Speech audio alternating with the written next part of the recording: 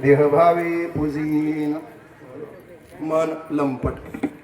एकच प्रमाणाने एकच ओवी शॉर्ट मध्ये सांगतो.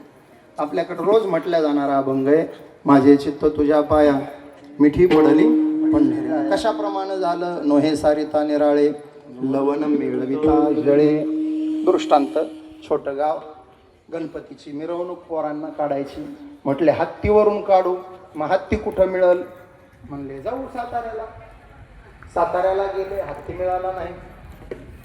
सगळे म्हणले महाराष्ट्रभर गेले हत्ती सगळीकडं. मग एक पोरगा म्हणला तिथं दिसतोय तो हत्ती.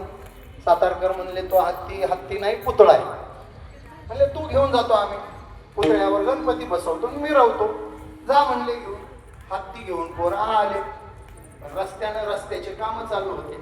हत्ती सगळा धुळीनं भरून गेला, मापून गेला. गावकरी म्हणले हत्ती चांगला आणला, पण मळून आणला तुम्ही. जा नदीला न्या आणि स्वच्छ धुवून आणा. आता तो हत्ती होता मिठापासून बनवलेला. पोरांनी नदीला नेला, धुतला आणि माघारी आणला. बरोबर? कशाला माघारी येतोय? आता ओवी ऐका. लवणाची कुंजरी सुदलिया लवण सागरी होयची ना माघारी परत. मिठाची हत्ती पाण्यामध्ये गेली, माघारी येत नाही.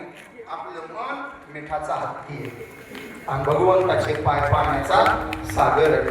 त्या पाय रूपी सागरामध्ये हा मिठाचा हत्ती रूपी मन गेलं. येणे स्वसे मन झाले हवं भरी परत माघारी. म्हणून मन लंपट हो असं झालं तर कोंडू कोंडूनी धरीन जीवे देह भावे.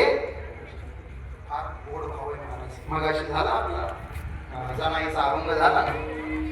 हृदय बंदी खाना केला. जीवे शब्दाचा अर्थ हृदय. हृदयात त्याला कोंडून ठेवायचं.